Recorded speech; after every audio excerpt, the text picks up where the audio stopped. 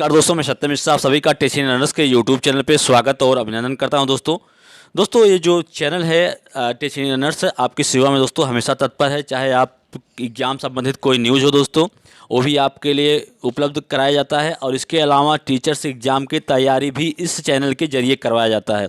तो दोस्तों आज EVS का प्रैक्टिस सेट नंबर 13 है, जो कि सीटेट एग्ज़ाम के दृष्टि से महत्वपूर्ण है। चलिए स्टार्ट करते हैं आज की क्लास का पहला प्रश्न। दोस्तों यहाँ पे आपके सामने आ चुका है कि वह वर्णक जिसकी उपस्थिति के कारण पौधे हरे होते हैं वह क्या है। ऑक्सीजन है, ग्लूकोज है, नाइट्रोजन है या क्लोरोफिल है। तो वह वर्णक जिसकी उपस्थिति के कारण पौधे हरे होते हैं वो क्या होता है, क्लोरोफिल होता है। क्लोरोफिल जो होता है दोस्तों, आपको बता दें कि प्रकाश संश्लेषण की क्रिया में एक महत्वपूर्ण भूमिका निभाता है। प्रकाश संश्लेषण क्रिया होती क्या है?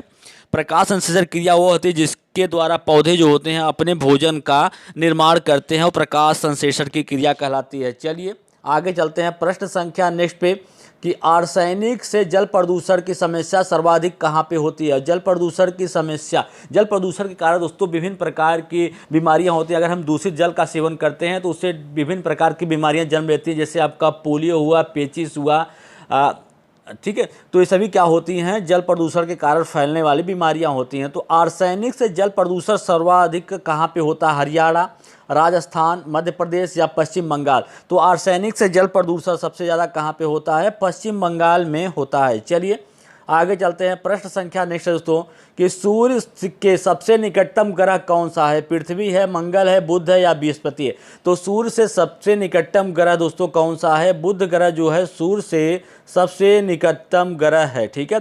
और ये सौर मंडल का सबसे छोटा ग्रह भी क्या है? बुध ग्रह ही है। और सूर्य, कभी कभी क्वेश्चन पूछता है दोस्तों सूर्य के प्रकाश को पृथ्वी तक आने में कितना समय लगता है? तो सूर्य के प्रकाश को पृथ्वी तक आने में 8 मिनट 20 सेकंड लगता है। चलिए आगे चलते हैं प्रश्न संख्या नेक्स्ट पे कि मानव विकास के क्रम में 2 पैरों पर चलने का सबसे बड़ा लाभ क्या है? शरीर को अच्छी प्रकार आधार देना, शरीर का भार कम होना, हाथ स्वतंत्र रूप से मस्तिष्क की आज्ञा अनुसार कार्य कर सकते हैं, अधिक तेज चाल।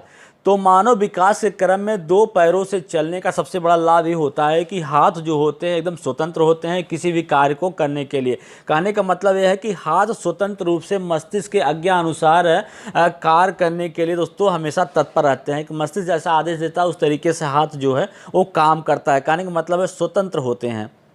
चलिए आगे चलते हैं प्रश्न संख्या नेक्स्ट पे दोस्तों। प्रश्न संख्या 5 है कि निम्न प्रश्न पत्र तैयार करते समय रश्मि को निम्नलिखित चरणों का पालन करना सिखाया जाता है। प्रश्नों को लिखना, प्रारूप तैयार करना, प्रश्न पत्र का संपादन करना, रूपरेखा तैयार करना।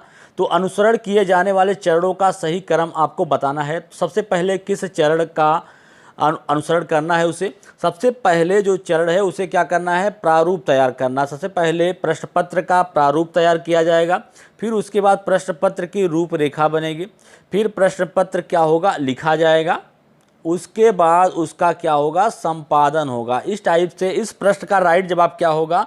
ऑप्शन नंबर सेकंड जो है वो राइट जवाब हो जाएगा। चलिए आगे चलते हैं प्रश्न संख्या नेक्स्ट पे दोस्तों। निम्नलिखित में से पक्षियों के उस समूह का चयन कीजिए जिसका प्रत्येक सदस्य हमारी तुलना में 4 गुना अधिक दूरी वस्तुओं को स्पष्ट रूप से देखने में सक्षम होते हैं। दोस्तों बहुत ही महत्वपूर्ण प्रश्न है। इस बार जब आपका सीटेट एग्जाम जुलाई में हुआ, जुलाई क्या दोस्तों, जब आपका दिसंबर मंथ में हुआ था तो उसमें ये प्रश्न बहुत बार पूछा गया था, काफ़ी बार रिपीट हुआ था कि बाज, कबूतर, तोता, कौवा, चील, बुलबुल, बाज, चील, गिद्ध, पाख्ता, कौवा, मोर। तो जो मनुष्य की तुलना में 4 गुना अधिक दूरी की वस्तुओं को देख सकते हैं वो क्या होते हैं? बाज, चील और गिद्ध जो होता है 4 गुना अधिक दूरी की चीज़ों को देख सकता है। चलिए आगे चलते हैं प्रश्न संख्या नेक्स्ट पे कि जब एक सपेरा अपने संगीत वाद्य यंत्र बीन को बजाता है तो उसकी आवाज़ सुनकर सांप अपना सिर आगे और पीछे घुमाता है। आपको कैसे लगता है कि सांप संगीत वाद्य यंत्र पर प्रतिक्रिया करता है? यंत्र को सूंघने से, यंत्र द्वारा उत्पन्न ध्वनि को सुनकर, यंत्र की गतिविधि को देखकर या यंत्र द्वारा उत्पन्न कंपन पर प्रतिक्रिया दिखाकर। दोस्तों सांप क्या करता है कि जब यंत्र के द्वारा जो कंपन उत्पन्न होती है उसी के आधार पर जो सांप होता है वो अपनी प्रतिक्रिया को दिखाता है, ठीक है। न कि यंत्र को सूंघ के या यंत्र की गति को देखकर, ये सारी चीज़ें नहीं दोस्तों। यंत्र का जो कंपन है उसके आधार पे वो प्रक्रिया करता है। इस प्रश्न का राइट जवाब ऑप्शन नंबर 4 है। चलिए आगे चलते हैं प्रश्न संख्या नेक्स्ट पे कि एक परिवार एक इकाई है जिसमें माँ, पिता, उसके 2 बच्चे होते हैं, यह कथन कैसा? एक परिवार एक इकाई है जिसमें एक माँ, पिता और उसके 2 बच्चे शामिल हैं। गलत है, क्योंकि कई तरह के परिवार और कोई परिवार का एक ही प्रकार रूप से वर्गीकृत नहीं किया सकता। सेकंड है सही, क्योंकि यह एक आदर्श पारिवारिक आकार है। सही है, क्योंकि यह सभी भारतीय परिवारों की तरह है। गलत है, क्योंकि कथन में यह निर्दिष्ट होना चाहिए कि बच्चे जैविक हैं। दोस्तों आपको बता दें कि एक परिवार एक इकाई होती है जिसमें माँ, पिता और उसके 2 बच्चे होते हैं। यह कथन कैसा है? कि कथन बिल्कुल गलत है, क्योंकि परिवार को सिर्फ एक ही तरह से वर्गीकृत नहीं किया सकता। ठीक है, परिवार जो होते हैं विभिन्न प्रकार के होते हैं। चलिए आगे चलते हैं प्रश्न संख्या नेक्स्ट पे कि अपने पर्यावरण अध्ययन वर्ग में एक समूह गतिविधि प्रारूप करते समय आप निम्नलिखित में से किस विचार को ध्यान में रखेंगे? बच्चों के हितों को संलग्न करने, बी है लड़कों और लड़कियों के लिए समान रूप से आग्रह करें, महंगी सामग्री का उपयोग करें, सभी धार्मिक और सांस्कृतिक पृष्ठभूमि के बच्चों से आग्रह करें। तो अपने पर्यावरण अध्ययन वर्ग में एक समूह गतिविधि प्रारूप तैयार करते समय आप निम्नलिखित में से किस विचार को ध्यान में रखेंगे? यह ध्यान रखेंगे कि बच्चों के हित हो, जिसे जो हम पर्यावरण अध्ययन वर्ग का समूह बना रहे हैं उससे क्या हो, बच्चों का हित हो सके, लड़कों और लड़कियों में कोई भेदभाव न करें, सभी को एक समान रूप से रखें और उनको रख के एक समान रूप से सभी को शिक्षा दी जाए। ठीक है, और उसके अलावा सभी धार्मिक और सांस्कृतिक पृष्ठभूमि के बच्चों को उसमें जोड़ें या उनको जोड़े का आग्रह करें। तो इस प्रश्न का राइट जवाब क्या हो जाएगा दोस्तों? जिसका कथन ए, बी और डी ये तीनों क्या हैं? राइट हैं। तो जिस ऑप्शन में ये चीज़ आपको दिखे वही क्या हो जाएगा? इसका राइट जवाब होगा। तो ऑप्शन नंबर फर्स्ट ही राइट होगा। चलिए आगे चलते हैं प्रश्न संख्या नेक्स्ट पे कि यदि हम पक्षियों को देखते हैं तो हम पाते हैं कि अधिकांश पक्षी अक्सर अपनी गर्दन हिलाते हैं। इसका कारण क्या है? उनके कान ढके हुए और वे उड़ सकते हैं।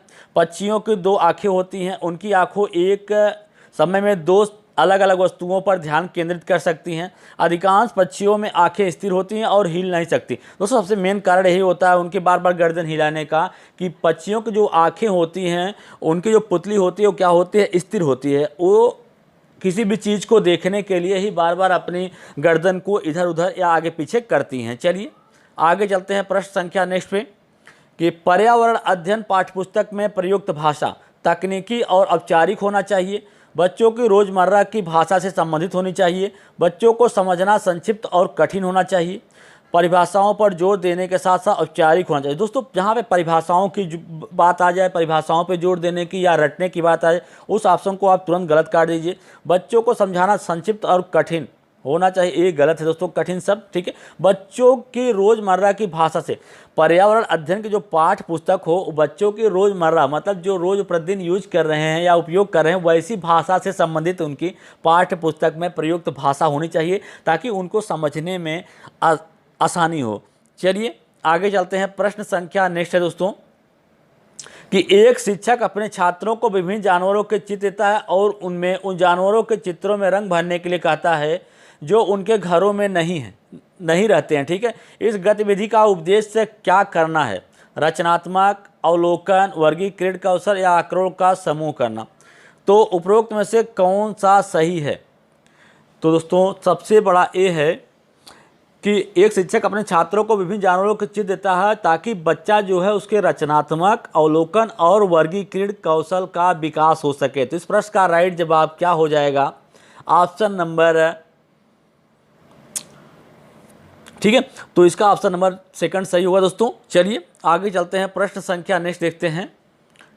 प्रश्न संख्या नेक्स्ट देखिएगा कि जानवरों की त्वचा पर विभिन्न स्वरूप होते हैं। जानवर जो होते हैं दोस्तों उसकी त्वचा पे विभिन्न तरह के स्वरूप होते हैं। उनकी शारीरिक शक्ति का एक संकेत है। परावर्तित प्रकाश के कारण, उनकी त्वचा पर बालों के कारण, मौसम की स्थिति के कारण ऐसा होता है। तो दोस्तों आपको बता दें कि जानवरों की त्वचा पे विभिन्न रंग या पैटर्न क्यों होते हैं? उनकी त्वचा पे जो बाल होते हैं उसके कारण ही विभिन्न प्रकार के उनका त्वचा का उनके विभिन्न पैटर्न या डिजाइन होती है उनके शरीर पर सिर्फ बालों के कारण। और एक चीज़ और आपको बता दें कि कभी कभी प्रश्न पूछता है कि वे कौन से जानवर होते हैं जो बच्चे देते हैं और कौन से जानवर होते हैं जो कि अंडे देते हैं। तो सबसे बड़ा कारण ये है कि जिन जानवरों के कान बाहर की तरफ निकले हों और उनके शरीर पर बाल हो वो क्या देते हैं? वो बच्चे देते हैं। और जिन जानवरों के कान अंदर की तरफ हों और उनके शरीर पर बाल नहीं होता वो क्या होते हैं, अंडे देते हैं। ठीक है, तो इस प्रश्न का राइट जवाब क्या होगा, ऑप्शन नंबर थर्ड इसका राइट जवाब होगा। चलिए आगे चलते हैं प्रश्न संख्या नेक्स्ट पे, कि एक ही फसल को बार बार उगाने और बहुत अधिक रसायनों का उपयोग करने से मिट्टी हो जाती है। दोस्तों कोई एक यहाँ पे ज़मीन का हिस्सा है, मान लीजिए अगर इसी ज़मीन के हिस्से पर कोई एक ही प्रकार की कृषि को बार बार किया जाएगा, एक ही फसल बार बार उगाई जाएगी और उसमें विभिन्न प्रकार के रसायनों का उपयोग किया जाएगा, तो एक समय ऐसा आएगा कि भूमि कैसी हो जाएगी, बंजर हो जाएगी। कहने का मतलब है कि जो इसकी उपजाऊ क्षमता या शक्ति है वो खत्म हो जाएगी दोस्तों। तो इस प्रश्न का राइट जवाब क्या हो जाएगा, ऑप्शन नंबर सेकंड होगा। चलिए आगे चलते हैं प्रश्न संख्या नेक्स्ट पे, कि वे व्यक्ति जो वनों में कम से कम 25 वर्षों से रह रहे हैं उनका वन भूमि और उसमें होने वाली उपज पर अधिकार हो जाता है। यह अधिनियम कहाँ से लिया गया है, वन अधिकार अधिनियम 2007 से, भारतीय वन अधिनियम 1927 से, राष्ट्रीय वन नीति 1988, भारतीय वन संशोधन अधिनियम 2019 से। तो वे व्यक्ति जो वनों में कम से कम 25 वर्षों से रह रहे हैं वहाँ उनका उस भूमि और उसमें उपज होने वाली जो फसल होती है उस पर उनका ही अधिकार होता है। तो यह अधिनियम कहाँ से लिया गया है, यह अधिनियम वन अधिकार अधिनियम 2007 से लक्षित है, 2007 से लिया गया है।